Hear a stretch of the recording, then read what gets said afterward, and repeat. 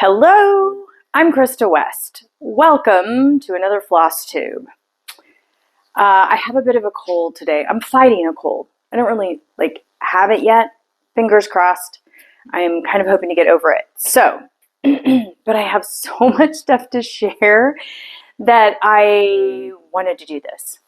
Once I get this done, I'll probably go home and just curl up in my stitchy chair and just stitch for the rest of the afternoon. So, for those of you who are new here, I'm Krista West. I'm the owner and designer of Avlia Folk Embroidery, and I design cross-stitch kits and patterns inspired by traditional folk embroidery, mostly from Greece, but also from other countries like Romania, Ukraine, that kind of a thing. And I also design embroidery kits, surface embroidery kits, and we are going to talk about those today, which I'm kind of excited about, to kind of tell you the whole story about the new embroidery table runner kit. So, if you want to find me, I'll put all the stuff in the notes. You can follow me on Instagram. I really appreciate anybody who follows me and does all the things, subscribes, all those things. It's fantastic. I really, really appreciate it. If you ever wonder if that actually does anything, it actually does. I actually recently just picked up a fairly significant new wholesale customer, partly because I had really good numbers on Instagram and YouTube. So, yay. That's all thanks to you. So, let's jump in because I have so much for you. Okay, first things first, this is going to release today. Today is what? I don't even know what day it is. It's Wednesday. Wait, Friday. It must be the 29th. Right? Because Halloween's on Friday. Yeah, okay. My teenager is running around with her costume and everything, so I'm very excited about that. And actually, really fun. Next week, her school is putting on the Addams Family musical, which I'm pretty excited about. She's in it, so it should be really fun. I'm going to every performance. I bought tickets for all 4 performances, and well, it's a small town, so there's only 4 performances, but I bought tickets to all 4. She's like, Mom, and I said, I'm going to all of them. I want to go to all of them. How great is this? So anyways, so that's where I'll be next week. But, okay, where was I going with that? Okay, so we can just expect with this cold today, you can hear it in my voice, and I'm going to just be a little bit more scattered, I'm guessing. That's sort of how it's been playing out over the last day. So, okay. Oh, I know what I was going to tell you. The thank you sale. Okay, very exciting. So I started Avlia way back when, 2017. And I started in November with 3 kits. What were those 3 kits? They were 3 BitKits. It was BitKit Placidia Floral, BitKit Byzantine Rose, and BitKit Grecian Stripe. Grecian Stripe has since been discontinued. I should maybe think about bringing it back. Anyways, and I started, and by the end of the first year, it was wait, there are people who want to do folk embroidery too. This is so exciting. And so I held my first thank you sale, because I wouldn't be here doing what I'm doing without you wanting to stitch my designs and, get kits and and have me at events and all the things. So every November now, it's become an annual thing that I put the entire website 20% off for the entire month of November. Because, I don't like flash sales very much. I mean, once in a blue moon, I'll do one. But I really like you to have plenty of time to budget. I feel like I'm kind of a frugalista at heart. So I really want to make sure that I'm respecting that in other people. So the sale goes for an entire month. It's a great time to stock up. If you haven't signed up for the email, sign up for the email, because the code goes out first to my email list, because sometimes, usually, especially this year with the whole tariff situation, there are certain things that I only have very limited quantities of. And I want you guys to get those first before we start advertising it on Instagram or things like that. So email, first people to get the code. Do you guys want the code ahead of time? If you're watching, you know what? I'm going to give you the code ahead of time with my very technologically advanced sign. Here's your code. Okay, this is the code. Grateful Stitching, all capital letters. Starting on, I think it's 1 in the morning on November 1st, you will be able to get 20% off site-wide. So that's 20% off PDF patterns, kits, needle minders, like all the things, still with free shipping, which is a pretty great deal. The one thing I'm going to have to tell you though is fabric. I am unfortunately running very low on fabric because Greece stopped shipping to the United States, like no shipping through all of my normal shipping channels about 2 months ago. Now, the mill and I are working through, and we're working through the issue, and we're going to be doing this like bigger ocean freight order, which is like, oh my gosh, I can't even believe those words just came out of my mouth. Ocean freight order. I'm still kind of like, whew. But those are coming, but we're waiting for the order to leave Greece because the Mikini fabric is in production right now, and they don't have any. And I don't have any more by the yard. I have it in kits, and all the kits that have the Mikini fabric, the white, Mikini white, so that's like the Aegean ornaments, Polina, Kevin Stars, a bunch of the hoop kits, Clara's Garden, Kalamata Courtyard, Black and Eye Peacocks. You can see why this is an issue now. I have limited quantities. Now, fortunately, I was planning ahead for the sale, so I have a pretty good stockpile, but we are going to go through it soon. I'm pretty certain. Last year, you guys like amazed me how much fabric you bought. Wow. So that's the 20% off. Thank you, sale. Yay. And now we've really just got to start talking about some stitching because I have so much to share. So let's start with the releases. So we have 2 releases this month. 2? I feel like there's 3. Oh yeah, the third one. Well, which technically didn't release in October. It released today. I just finished putting it on the website. So the first October release is Eliska. I just love that name so much. And I decided to start naming all of my basket claws with like girls' names because it is so challenging to come up with yet another version of Mediterranean floral. You have no idea. I have entire name lists.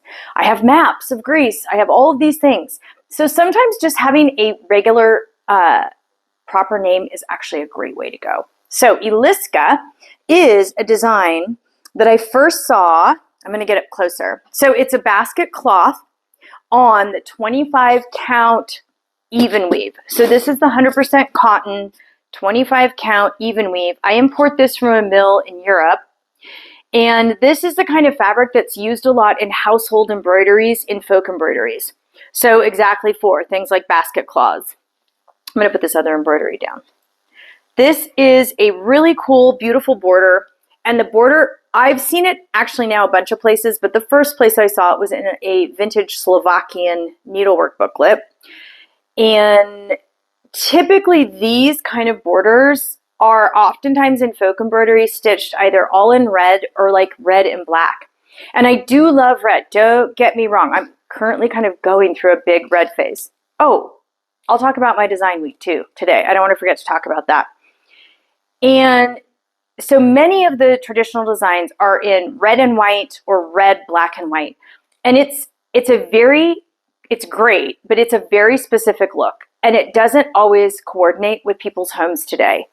And so I had done basket claws that were like blue and ivory, like the Luminita. And I've done ones that are like the kind of greeny gold colors on white. That's the Antonia.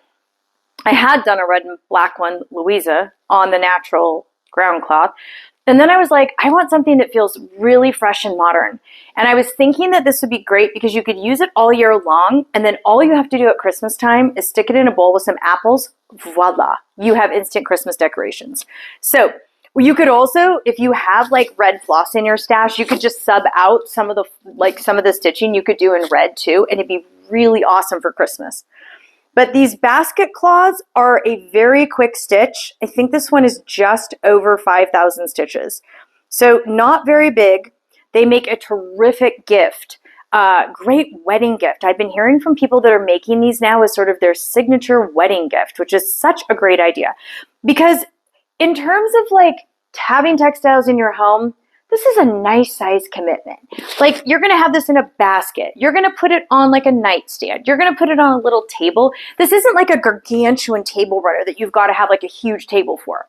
So I think especially like giving it as like a wedding gift to a younger couple, I feel like it's perfect for that because it's something they can take with them and they don't have to have like a huge space for it. So that's the Eliska basket cloth. And it does stitch up so fast. And then the finishing on this is the little easy fringe finish. So basically all you do is stitch a whole row of stitches and then you just pull out the threads. That's it. You're done. Very easy. And the kit comes, the fabric is actually, it has an inch of seam allowance here. I'll get closer. It has an inch in the kit. I trim mine to a half an inch because I like this, but you could trim it a little longer if you wanted. So that's the Eliska basket cloth. And that was the October 1st release. And then the next release, oh, I'm so excited about this little guy. Okay, fun story. This is BitKit Little Leaves. When I got, and I'll show you both ways because it's really cute either way. This is on 30 count Mikini, which is 100% cotton. It's mercerized, so you get better stitch definition. I'm going to get really close there. And then also show you the drawn thread hemming. So if you see the drawn thread hemming here, this is a fantastic fabric to learn drawn thread hemming on because the threads are so easy to see. So it's a 30 count. So I get a lot of feedback from people like along the lines of, oh, my eyesight, I have trouble with my eyesight. I'm having trouble seeing 30 count linen. But they're like, but I can stitch on the 30 count Mikini. They just love it. It's really crisp thread definition, which is great. So last year, about this time, well, it would have been like January, when I got the details on designing for the Pinwist stitching event last, wow, that's like been just over a month ago. That's the Pacific Northwest Stitch Summit. Be there or be square, my friends. I'm going next year. I got asked to be the MC of the Smalls Exchange. Oh, I'm already planning my outfit. So, very excited to do that. It is so much fun. It's held in Portland, Oregon. It's sponsored by Acorns and Threads. Janine Cheney is the owner of Acorns and Threads. She is a delight. And she has 2 featured designers. Wait, I think this next year it might even be 3. And so for your registration, you get like a pack from each of us for our exclusive design for Pinwist. So much fun. I had no idea that sitting in a room with 200 people stitching could be that much fun. Plus, Janine does an awesome job with the lunches. I was so impressed by the food. The lunch every day was literally like a huge spread, super fresh, super yummy. It was amazing. So I was one of the featured designers. And so we had to come up with an exclusive. Oh, I'll show you that too. The exclusive is exclusive to Pinwist for a year. So this is the design. I'll show this to you first. The first design that I did for them, the other designer and I, Gigi Rivas of Artsy Housewife, we came up with a coordinating color palette. We wanted to make sure we were using some of the same DMC colors so that there would have kind of a little bit of harmony between the designs. And so when Janine reached out to me, I had just gotten back from my trip to Greece. And I was thinking about all the things I'd seen there. And I decided to do a design that I saw a fragment of, a hand-drawn pattern in a little tiny museum in Rakova, Greece. Now, this design actually will not release to the Avlia website until next September. But this is the Rakova Antique, or Arakova. You can say Arakova too in English. Rakova is a small mountain village in Greece. And it is known for its woven rugs and its wool products because it's up in the mountains and there's lots of sheep. And it also has a very distinctive style of folk costume. If you know my kit, Iris's Paint Box is classic Arakova folk costume look. Lots of these geometric blocks with outlining. Oh, so cool. But anyways, this was like an old design. And then this little bit of the red border here, is actually from, it's almost like little people holding hands. And it's from a lot of the folk costume has that little red border on it. So this is a Rakova Antique. So this was the main kit that I did for the thing. But then I was like, I can't give them just one kit. One kit just doesn't feel like enough. And so I wanted to come up with a second kit. And so that's how I came up with the BitKit Little Leaves. This is again a design. This one I've actually seen a number of places. I've seen it in Ukrainian vintage needlework. I've seen it now in some Greek places, Romania. So this is sort of these repeating little leaves, this kind of border, like is very common in folk embroidery. But again, it's almost always worked monochromatic or like two colors, like maybe red and black. And when I saw the palette I was using for the bigger piece, I was like, wait, I could turn this into something that almost has like a little sort of like, almost like weaving technique where it looks like bands of color, like woven fabric, and then use this little autumnal palette. So this is now available because this is not exclusive to Pinwist. I just released it at Pinwist, but now it's all good to go and you can get it. It's on the 30 count Mikini. I already talked about that. And oh, this was amazing. Okay, we're still at Wednesday. Oh, this cold is just, it's messing with my brain. So 2 days ago, I had posted a picture of it on Instagram like maybe 4 or 5 days ago. 2 days ago, I go in, it's had over 200,000 views. It is the most viewed photo I've ever done. So clearly, we all really like the little leaves. It's very kind of fallish, super fun little stitch. This is one of like my BitKit line, which is like little bits of folk embroidery, and they're like 28 bucks. So it's a pretty great stitch. But you know what I think would also be really amazing on this? I think this would be beautiful to do this as a long centered band table runner. Oh my gosh, can you totally see that with like, I don't know, like maybe some dried floral stuff and maybe like a basket of apples or something. Anyways, I think it'd be really cool. So either way. So those are the October releases.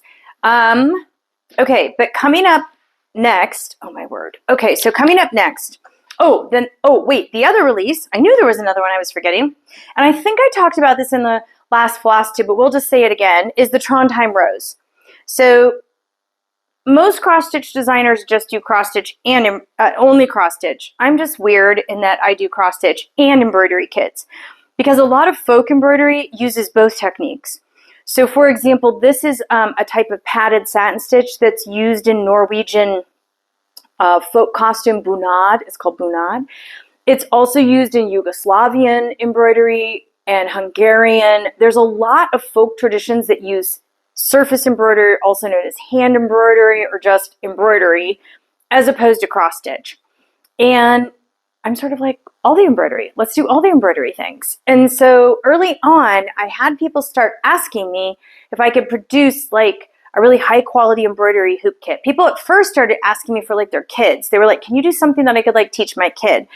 And I started looking at motifs and I was like, I found all these like really cool decorative art motifs. And I was like, ooh, and they were things that didn't work for cross stitch, but I was like, these would be amazing as embroidery. And I actually did embroidery long before I did cross stitch. Okay, well, I think I did one counted cross stitch like duck when I was like 11 years old, maybe. But I really got into hand embroidery when I was about 19.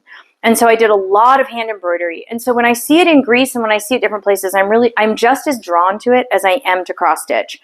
And so this year, I really wanted to expand my offerings on the embroidery side because I think it's good if we're all like, what are they saying now? Multi-craftual? I think it's great. Like sometimes you want to knit for a little bit and sometimes you want to quilt and sometimes you want to stitch and sometimes you want to embroider, you want to cross stitch. I think it's great to like try different things. I would have never thought cross stitch was going to be my thing when I was, 19 years old. I thought embroidery was totally my thing. So now both of them can be my things. So this is the new Trondheim Rose kit, and I'm in the process of redoing all the packaging for my embroidery hoop kits. I wasn't happy with the way my embroidery hoop kits were packaged before. And so Kristen, my wonderful friend and graphic designer, has been helping me for the last few months. And the new packaging cards should be here, I think maybe this next week. So if you order an embroidery kit on the sale, I might just like hold it. If it seems like it's a long time till you're getting that tracking number, just know it's because I'm actually holding it so you can get the brand new photo card. Because I kind of want everybody to have the brand new cards because they're so pretty. Oh, I should have grabbed one. They're really neat. They're like full color. And then on the back has like a really nice stitch diagram. They're really cool. Anyways, so that's Trondheim Rose. But one of the reasons I wanted to do things like Trondheim Rose is the embroideries that I've seen and that I've collected myself in Greece. And for example, I brought this beauty with me today. This is one of the first, this is the very first embroidery, big embroidery that I bought for myself in Greece. Way, way, way back in the early 2000s. It's huge. It's amazing. It's like got this wonderful kind of modern feel, and it's just glorious. And a friend took me to an old embroidery shop, and I was like, oh yes, please. I was so happy that they did not take credit cards, because I've never ever in my entire life been tempted to max out my credit card, but in that shop, I was tempted. They had tablecloths and all of these things, and everything was handmade. Oh, it was amazing. I think the woman has since retired, because that was like 20 years ago. That was a long time ago. But I got this piece and I use it frequently. You can see I've used it. It's got like a little stain here and there, and it's a little faded in places, but I just love this piece. And I've always looked at it and thought, what exactly is that stitch? And then if you can get, I'm going to get a little closer, and you can see how it has this really cool incorporation. It's DMC, but it has this metallic thread incorporated into it. And I've just been really intrigued by it. And it's on this very like light, beautiful linen, really fine linen. And I was like, I want to figure that out. So for the last couple of years, I've been like collecting designs and looking at old embroideries, and just kind of had this on my dream list. And when I was in Greece last year, lo and behold, my embroidery tutor actually showed me the stitch on how to do this, like this stitch. And I was like, oh, it's Romanian couching. I know this stitch. I've been stitching this stitch since I was 19 years old. It's just, there is a slight variation to it that allows you to use it as a fill stitch. I thought you could only work it across a narrow channel, but they actually work it. Oh, well here, I have mine to show you. Oh, well, I'll show you. Oh, well, let me see if I can find a good spot. Well, that's pretty good. So you can see they actually work it, they work the anchor stitch across so that you can fill like larger spaces. It's really cool. And as soon as I saw it, I thought, oh, that's so genius. And I realized it's a lot of why I was drawn to these kind of embroideries is they have a quality a little like cross stitch in that it's usually just one stitch or two stitches to do the whole embroidery. So they have that same kind of rhythmic, restful quality that I like in cross stitch, but with surface embroidery, so you can do more fluid shapes. And that's really the reason for me that I was interested, is I can do entirely different shapes with this kind of embroidery because it's endlessly flexible. I'm not constrained by that grid, that chart grid as on cross stitch. So anyways, so I just released today, literally half an hour ago, my very first kit like this. And you guys have heard me talk about it. It has been a journey. So first, let me show you. Okay, hang on here. Let me show you this. I've got, my whole table is like covered. I wish there was a way I could like do the camera so you could see. The table is covered. There's like 15 things on the table. So this is my very first table runner kit. It actually is on the same French linen that my old vintage piece is on. I was able to find a source for it in Greece.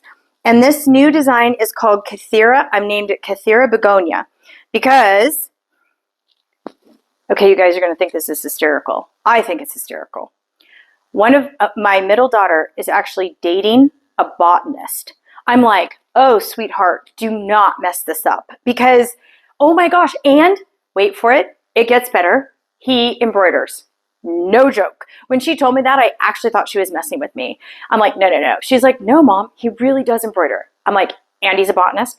So we just text back and forth, and I show him shapes, and I'm like, is that a begonia? It looks like a begonia to me. Is that a mulberry leaf? Yep, looks like a mulberry leaf to me. And he's like, oh, yes, and by the way, did you know this thing or this thing or this thing? I did not know that I needed a botanist on staff, but let me tell you, it's pretty awesome. So we looked at this, and I was like, wait, those look like begonia leaves. And he's like, yep, begonia leaves. So this design is actually only 3 stitches. So it's super easy to do. So it's Romanian couching, and the Romanian couching is used also, it's used both as a shape stitch and as a fill stitch. Same technique, it's a little different how you work it. I did a whole video on it. The video is kind of long, but it goes over the whole thing. It's like 27 minutes. That just went onto YouTube like right before I started this FlossTube. And then what's really cool, so really this only has 3 stitches in it. Let me see if I just want to make sure you can see it. It has, well, let's see, let's show this side. It has the Romanian couching. It has stem stitch. Oh, it does have a little satin stitch. Okay, I don't really think of satin. I just think of satin stitch as stitching, but okay, satin stitch. And it has the Byzantine fishbone stitch, which some of you know is flat stitch and is used for leaf shapes. Oh, here, let's do this. I like this idea. Ooh, I can just be like a little waiter here. Okay, so basically, and then, okay, so most of it's just worked in the Romanian couching. So that gives you that kind of flat yet textured kind of look that I really like from those old embroideries. And then when you're all done, you just take a little bit of this really cool metallic floss and you work a little stem stitch on the outside. And I didn't use it everywhere. I just used it around the leaves to kind of bring the leaves into high relief. And I'm going to get that a little closer so you can see that leaf shape with the metallic floss. Anyways, so I'm really excited about this. So it just went on the website. And what this is the design is stamped. I'm stamping these because I couldn't get them printed. That has been the whole journey. I could not line up both digital printing and the high-end French linen. And you guys know me, I will not scrimp on materials. If I want the French linen, I'm going to have the French linen. And for this, I felt like the French linen was key to these designs. They give it that instant, beautiful heirloom kind of quality. They're lovely. So basically, this is what I'm doing. This is a piece of the French linen. This is what comes in the kit. And I'm stamping it with archival ink on either side. I have these totally crazy jigs that I built for them. They're temporary. My husband is building me better jigs. I had to just proof of concept test them out, but they do work. They're just super janky. They're literally, they're just all taped together and they're really a mess, but they totally work for the idea.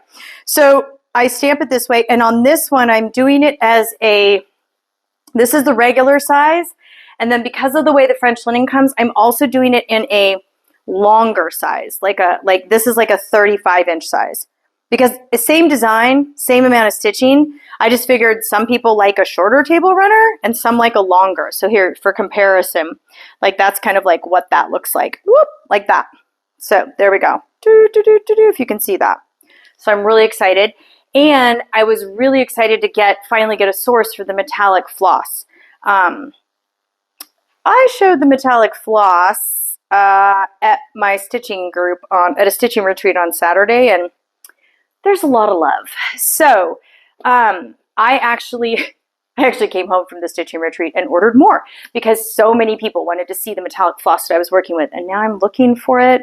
I'm trying to find it. Let me grab it.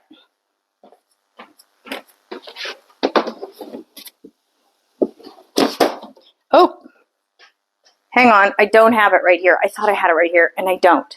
I had it hanging around for a while there because I was looking at it and thinking about it. It's this type of really fine metallic floss that's sold in Greece, and it comes in a whole bunch of different colors. And in Greece, oh, I do have something to show you in it. Hang on. So in Greece, hang on, I'm clearing off my little table so I can show you this. In Greece, they do a lot of all-over designs like this that have a little bit of metallic floss accenting.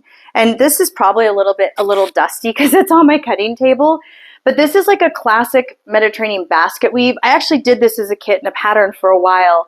And what you do is you stitch just your normal cross stitches, but then, I'm going to get really close to the camera, then you take the metallic floss and you run over 4 stitches or whatever you're going to do to kind of throw the design in relief.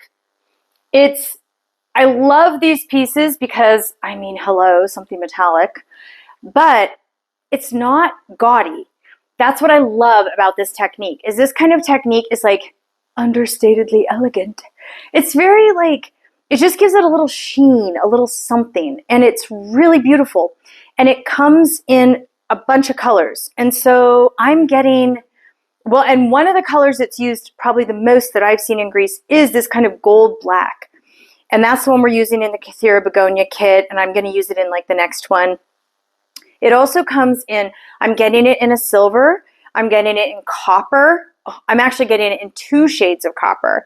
One is a straight up copper that is so pretty.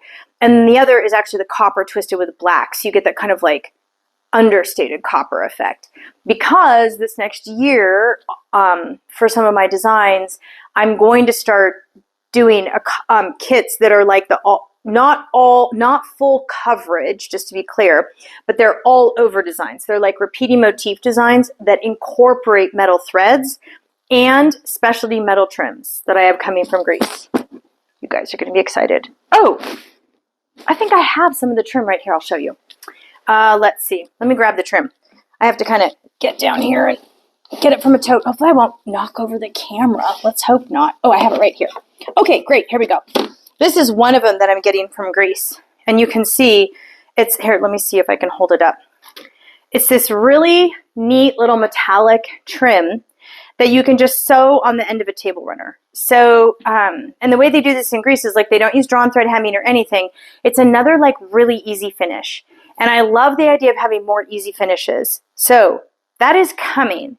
The big shipment from Greece is like probably won't be here realistically until December, maybe even early January.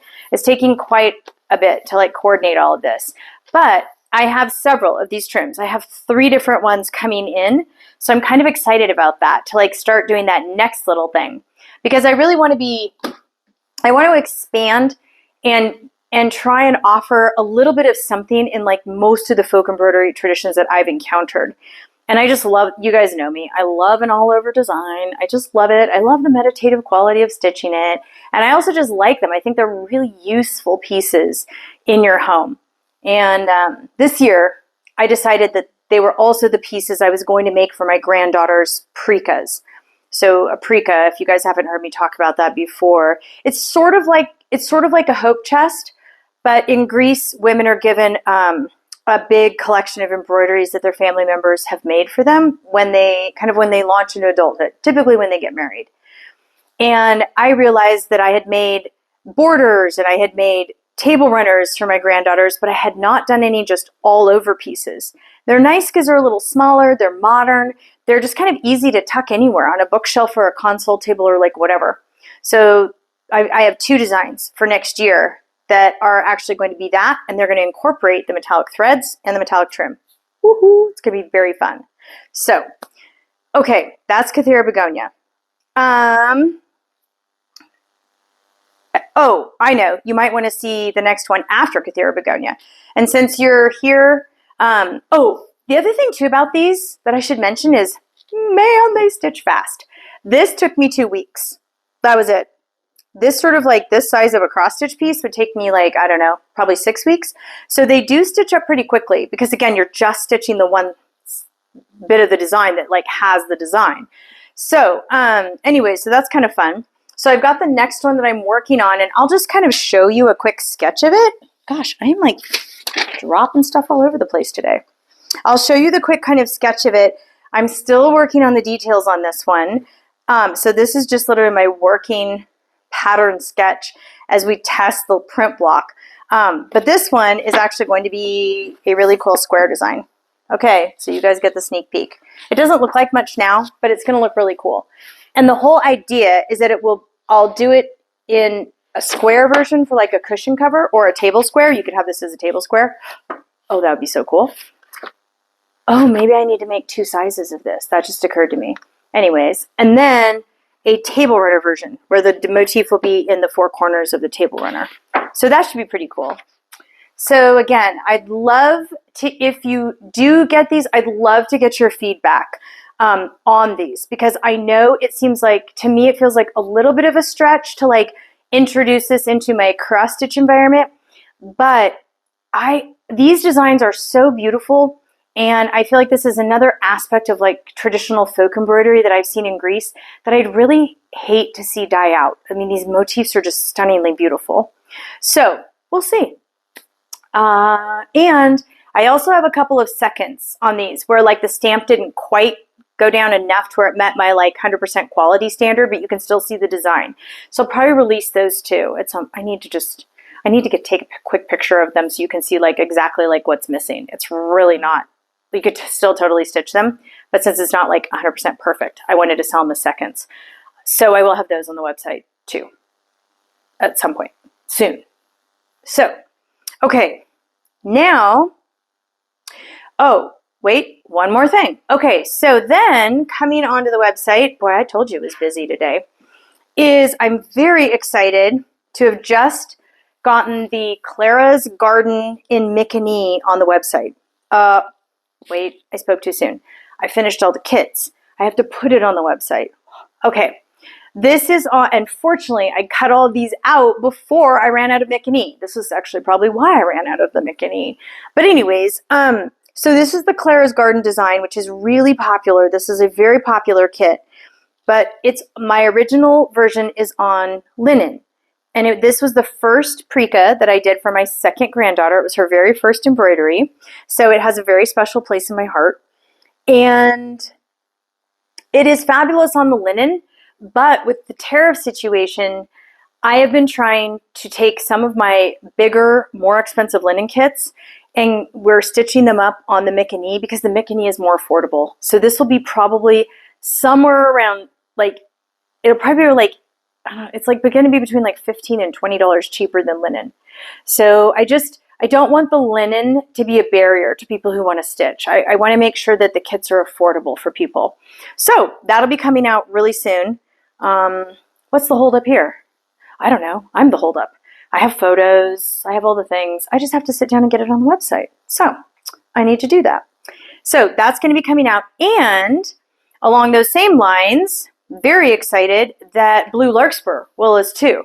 So Blue Larkspur has been one of my perennially popular kits. This came out really early. This was like maybe year 2 of Avlia. Super popular. Again on the linen, and you can see I haven't even finished it yet. I've got a drawn thread hemmet. But this is now going to also be available in Mikini. Maybe like 4 or 5 years ago I had it available in Mikini for like a hot minute, but I never took the time to have a separate sample worked, and I didn't take the time to like photograph the separate sample. And I think it's really important that you get to see exactly what it looks like on the exact fabric that's going to be in your kit. So I try really hard not to play fast and loose with that, because I don't want to lead you astray in your stitching. That would be horrible. So Blue Larkspur, I have to hem it, and I just got in some new sewing thread for the drawn thread hemming. My neighbor highly recommended Wonderfill thread, so I'm trying it out. So more to follow on that one. And then, okay, that's all the stuff that's out. Now we get to talk about the fun stuff, about the stuff that's coming up. Woo-hoo. Okay. Okay. Last week I did my one of my quarterly design weeks. What is that? Okay. I'll be talking more about it in an upcoming Fiber Talk. Gary Parr of Fiber Talk is actually going to interview me. He was actually really, really curious about like my whole design week idea. So, and so we're going to do a whole episode on that and on the concept of deep work. So but I'll give you guys a short story and then you can like hear more in the interview. So let's go back in time to like, it would have been around like 2003. I am in my early 30s. My tailoring business, for many years, I owned a tailoring business where we created Greek Orthodox liturgical vestments for churches and communities all over the world. And I always thought it was going to be a hobby business. And then the internet discovered us and it blew up. And suddenly I had 2 little kids under the age of 5 and this business that was just exploding day by day. And I was completely stressed out of my mind. And I didn't know what I was going to do, because it felt like every day I was like trying to sew during nap time or trying to do this or trying to do that. And it wasn't working. And I just like one night I just went to my husband. I said, I need an entire day. If I could have an entire day with nobody bugging me, I said, I could get so much done. And he's like, well, why don't you do that? And I was like, okay. So in our family, that's how we called it the long day. And the long day was born. So every Wednesday for literally decades now, I work essentially a 12-hour day. And when I was younger, I would pull 15 hours, which is a lot. But that was the day in which I didn't answer my email. I didn't work out. I wore the exact same outfit. I mean, I took all decision-making, off the table. It became kind of like a mini obsession with me. Like, I ate the same breakfast, I ate the same lunch, I wore the same clothes. Like, Wednesdays were Wednesdays, and it was all about the work. And the great thing about it was it worked. Like, it was fantastic because I gave my kids, and that's how, okay, for those of you who've heard of this, that's how we started eating popcorn for dinner on Wednesdays. And that's why I still eat popcorn for dinner every Wednesday. And so my kids knew that that day they would get an afternoon movie. And then, like, you know, it would be a very simple dinner, maybe soup and popcorn. And that everybody had to amuse themselves on Wednesday. Unless there was blood or a fire, I was not to be interrupted. And it changed my life. It actually made being a garment / textile / craft business owner possible with my family life. And so years later, I found Cal Newport's book, Deep Work. And I was like, oh, I know this concept. We call it the long day. He calls it deep work sessions. And so it was helpful because I got to kind of read more about like the neuroscience and the psychological underpinnings of why it works. And it works because you're shutting out all the distractions and you're just focused on the work. And because it's only one day a week, it's a limited commodity. So it works for me because it's like I can't get distracted by anything else because I feel like this is my only day to do this. So for all those reasons, it like works for me. So I kind of expanded it as Avlia has grown and all the things have grown, you know, and the things that I need to be doing, the social media and the order fulfillment and kit making and all that kind of stuff, it's just grown and grown and grown. And I realized this summer, I was like, okay, I had skipped like a whole design week. And I'm like, oh man, I'm feeling it. Like I wasn't feeling ready for 2026. And as most of you know, it can take 4 to 6 months for us to like get a sample stitch, get it photographed, actually get a kit ready. So there's a lot of like lead time to all of my designs. And so this last week I was like, okay, everybody, I'm going in. And I just told my whole family, I said, I'm essentially working 6 long days back to back. And they were like, okay, see ya. And it was great. And I had done up to 3 days like that before. Like every quarter, I had never done 6. And 6 was magical because I got in and I finally like could follow the rabbit trails of the designs. And like, well, now I'm kind of feeling to like do all overs. So then I was like, well, let me look at all my sources on all over designs. And like, okay, now I have one of those. And that's when I figured out the metallic flosses. And like, when that's all I'm doing, I start seeing connections because there aren't any interruptions. So that was my design week. And I'll talk more about it in the fiber talk. But out of the design week, it just so much came about for me because I started noticing like color trends that I was gravitating towards. At one point I called another friend, shout out to Becky.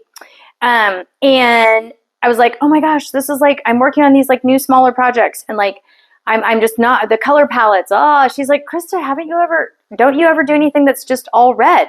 And I'm like, oh, actually I cracked up because I was like, yeah, actually kind of funny for somebody who considers herself to be a folk embroidery designer to have very few like red forward kits. And I can tell you right now, I have Aegean ornaments, I have Byzantine scroll and meander. Okay, Romanian basket. Okay, Scandi samplers, maybe red forward. But I was like, wait, I need to like let myself go to that space and work on red. And it ended up like a couple of designs I got planned for this next year. It was like, oh, that's what they needed. They needed that like warm red to them. So it was a very, very fruitful week for me, really helpful. And I feel like I have a very good idea of like where I'm going next year, which is nice. It brings kind of a sense of peacefulness to my design process and to stitching. So anyways, okay, and then like I worked on things like, for months now, since we released the little folk sampler bookmark kits, which have been crazy popular. I'm so glad those are working for so many people because it's a wonderful way to like just test drive each of the fabrics and you have something cool to show for it at the end, which is great. So I've been wanting to do those on linen. And so I finally got those designed and stitched. So the linen kits are coming soon. You can see I haven't even finished mine. So on the vanilla linen is part of the Somerset Meander, the Owen Jones Somerset Meander design on the vanilla 30 count linen. So that'll be all finished. I should have these finished and photographed by like early next week. So I'm hoping to get them up on the website so y'all can enjoy them during the thank you sale. This is on the 30 count porcelain linen. This is one of the borders, the central border from Catopola Fig. which is another aprica piece I did for my granddaughter. And then the last one is actually on ashwood. This is the darker kind of taupey ashwood linen. I really love this color, partly because red and black and the darker colors just sing on it. And this little bit of border is actually from the older Rivni Rosettes design, which is an old Latvian design that I did a long time ago. And it just never really, it just didn't really sell very well. I mean, I loved it, but it didn't sell very well. And so I only have so much room in my order room. So anyways, so those are going to be all finished. And I'll finish those with the fringe technique. Although I have to say, one of the things I have been thinking about doing with them, I have been thinking about taking them and like folding them and, doing a seam down the back, if that makes sense, doing a seam like down the back so that then you would just have little fringes at the bottom. I might do that with one of them and do like a quick video on that because I think it'd be kind of cool. So the linen bookmarks. Oh, I know the other thing I was going to tell you about. Oh, we are still not there yet, are we? I know, right? It has been a lot going on.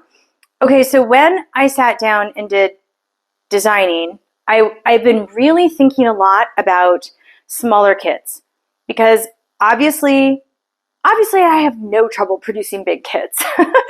20,000 stitches, 11,000 back stitches. I'm your girl. Love them, love the big designs, love the big squares, the big cushion covers, all the things. And I do love that. But I am increasingly and delightfully seeing a lot of younger stitchers come in, like lots. I'm regularly now getting emails like, hey, this is Mark. I want to learn how to cross stitch. Where do I start? It's like, oh, okay. So I love that enthusiasm and I want to be a welcoming space for people who are new to cross stitch. Because once we hook you in, no, really not my Machiavellian plan, but I really do want to like be creating some smaller things because actually the smaller things are fun. Like they're kind of like quick and whimsical and fun. And so a while ago, my husband of all people, who as much as he appreciates textiles, and he does appreciate textiles, it would never in any universe be anything close to any kind of designer or textile person. And a while ago, he sent me this picture he'd seen of this Cretan weaving. And I was like, I love that design. And so, but it was all woven. It was a woven fabric. And I adapted it to cross stitch because it's little dancers. It's so cute. I just finished it last night. And I've been thinking about smaller designs like this that are like still very folk, but a little bit more whimsical. And I was mulling over all of this. And then I saw the FlossTube from Anna and her sister, Carolyn. I think it's Carolyn. Oh, if I have that wrong, please forgive me. But it's We Are Curious Crafters. And I met them at Pinwis, and we went out to dinner, and we had this lovely conversation about math and cross-stitch, and it was just lovely. They're both teachers. One is, I think, a math teacher, and one is a science teacher. So really cool. And so I, of course, came home and started watching their FlossTube. And in one of their FlossTubes, she showed this really cool finishing that she called a tile. And I was like, oh, that is so genius. Because a lot of folk embroidery is designed to be square or rectangular in format. So it's meant to be the border of a bed valance, curtain valance, or it's meant to be the border around a cushion or something. So a lot of traditional folk embroidery does not fit particularly well in a round hoop design, like something that's designed to be like this, something that's designed to be round. Because it's like, well, we need the corners. And so I got to thinking about these tiles, and as soon as I saw them finishing like that, I was like, that is so perfect. And so I'm working on a little series of tiles like this, and they'll just be finished as these little decorative tiles. Just today, so I actually got a lot done for having a cold today, let me tell you, because I found Peltex. Peltex is the product that I recommend. Okay, let's see, how does that look? Ah, it is so cute. So I did the video for the Aegean ornaments that shows how to use the Peltex for to make a coaster. But you can use that same exact idea to make a little decorative tile. And then I was thinking about like, well, how would I display those? And you know me, of course they're going to be next to a plant. So I was thinking, oh, that would look so cute to have like, I don't know, like a little plant and then a little decorative tile. And I was like, well, what do you put a decorative tile on? And then, thank you, Amazon. Look at these cool things I found. They're so cool. They're designed, I think, for like stained glass or something, but they're like these little display stands that you put something in and it stands up. And I was like, how cute is that? And these move, they're adjustable. So like you can make it go way out, or they're just so cool. So I'm currently having a little love affair with tiles, because this is so great for me adapting some of these older styles of embroidery and things like that. So I'm really excited about it. And I also like that this would mean that on some of the bigger designs, if there's an element, like a repeating element, I can actually take one of the repeating elements and I can make it into a small tile. And for this, I am sourcing the backing fabric. So the kit would include everything. I just think, as someone who makes a lot of kits, I just feel like the kit has to have almost everything. I went to release the Kithira Begonia, and then I realized, wait, people are going to have a hard time getting the metallic floss through the needle. I was like, I've got to source needle threaders. I don't use them, but I don't know. I just have a very weird ability to like thread just about any needle. But I do realize it's a little bit of a superpower, so I have to be careful about that, and I cannot have the same expectations. And I usually just hand it over to like my daughter and say, can you thread this? And if she has trouble, I know everybody else is going to have trouble. So I got needle threaders, and it was that. And I was like waiting for that. But I was like, I don't want someone to get my kit and be all ready to go and stitch and all excited to stitch. And then you're like, rats, now I've got to go find a needle threader or some other little, whatever that you need. So increasingly, I'm trying to like include everything you need in the kit that I possibly can. And in fact, super sneak peek here, I am working on a line of kits that include Liberty of London fabrics. Fingers crossed, people, fingers crossed. But so far, it's working out. Very cool. If you've never heard of Liberty of London fabrics, they are a renowned British fabric manufacturing company, and they produce a cotton lawn. It's called lawn, like what you mow, the lawn, but it's a very fine type of cotton, and they do the most exquisite prints. I have been a huge fan of Liberty for decades, and so I was actually able to meet them at one of the trade shows last year, and they had just reduced their minimum order quantity. So let's see what we can do with that. I had a lot of, I've got like all these great ideas for incorporating some Liberty fabrics. So if you love Liberty fabrics as much as I do, stay tuned. Let's see what else. Oh, then in other news, wow, I tell you, so much today. In other news, my schedule is suddenly, I go to one stitching retreat and suddenly, boom, like the whole world opens up. It was really wild. It's really great in a really great way. So I did Pinwis, and then when I was at Pinwis, Janine and I were chatting, and she was like, well, why don't you sell your kits at, the Stitching Post there in Sisters? So I live in Sisters, Oregon. And for those of you who know or don't know, Sisters, Oregon is home to the largest outdoor quilt show in the world. It's been going for 50 years, and it's called the Sisters Outdoor Quilt Show. And it's really a pretty amazing event.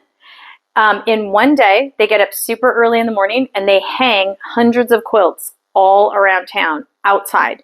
They hang them off of buildings, they hang them off of fences. It's really amazing, and people come from all over the world to see this exhibition because it only runs for one day. But the week before, there's a whole week of classes. The quilt show actually rents the entire high school, where my daughter goes to high school. They rent the high school, and they hold classes there. Quilting, sewing, that sort of a thing. And I had taken a couple of my kits into the shop like a year ago when I first got here and thought, do you guys have any interest? And I got kind of, crickets. And I was like, okay.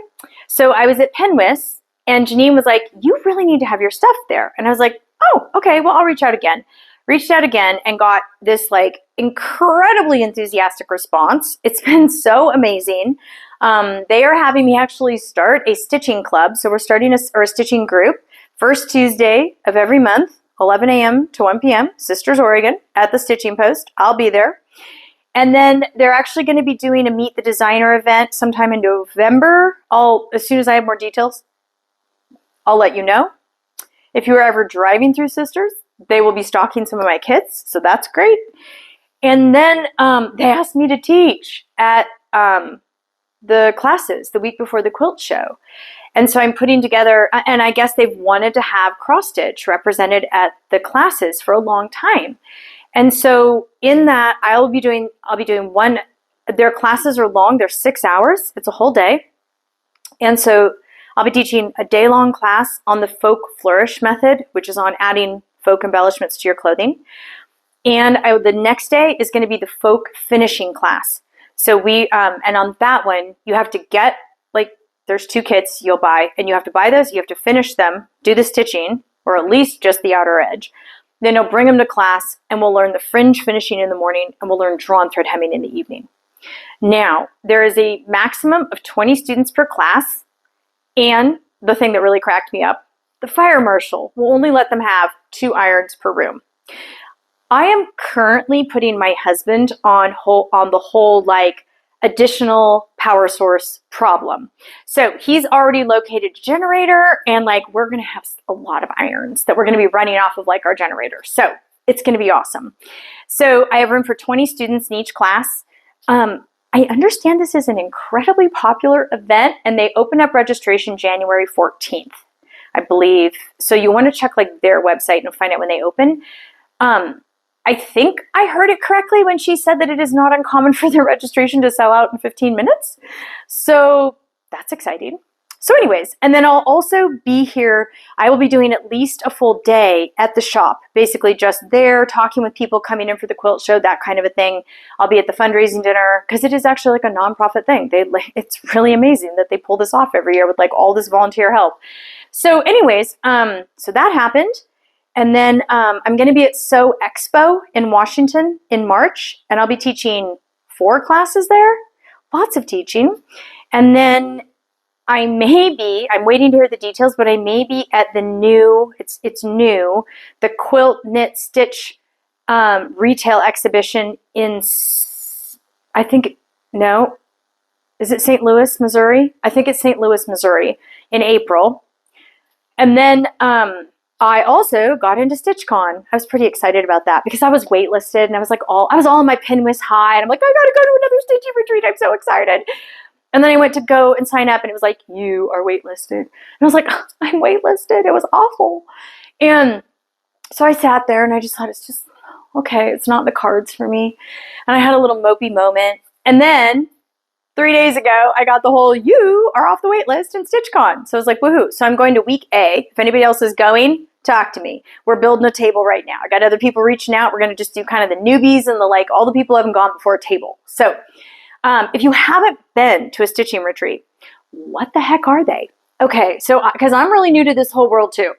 It is basically a conference center, hotel, conference center, where 200 plus women or people come together and stitch for the weekend. So much fun. So everybody sits at these big tables, and people, it's so fun. People bring treats for their tables. Some people make little gifts for everybody at their table, and everybody's stitching. You bring your own project, and then some of them have a featured designer and some don't. It just depends. And then there's usually a brag table, so you can bring things you've finished and put them on the brag table. And then there's all of these different things. They do bingo and they do all this kind of stuff. But you basically just get to hang out and do cross stitch all weekend long. Whew, so much fun. So I'm kind of addicted now to stitching retreats. Very, very fun. So anyways, so I think that is okay, that is finally everything on my list. I probably forgot something, but I think that's probably enough. So just a reminder about the thank you sale. And just, again, I feel like this pretty much every day when I wake up, but especially in November. I just look back over the last 7 years of my life with Avlia, and I just could not be happier. I could not be happier doing this work. And I'm happy to be able to have this be my work. And that part's great. That part is really wonderful. But the part that I am so deeply grateful for is that together we are keeping folk embroidery alive. Now, a couple of years ago, I used to say, we're hoping to keep folk embroidery alive. People, we've arrived. We are keeping it alive.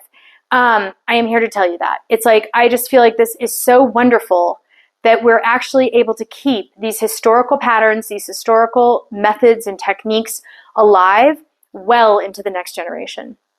So that is just, it's a huge accomplishment, not for me personally, but for all of us together. And that for me is like, that is what gives my work meaning, is the fact that we are doing this all together. Like, we're just keeping it alive, and we're stitching, and we're creating, and we're living these creative journeys that I think is so, so exciting. So I just want to thank you from the bottom of my heart for supporting my designs, watching my floss tubes, liking my posts. I see you, I notice you, and I am so crazy grateful for you. I'm so grateful to be here and to be doing this work. So thank you again, and have tons of fun at the sale. Knock yourselves out. Okay,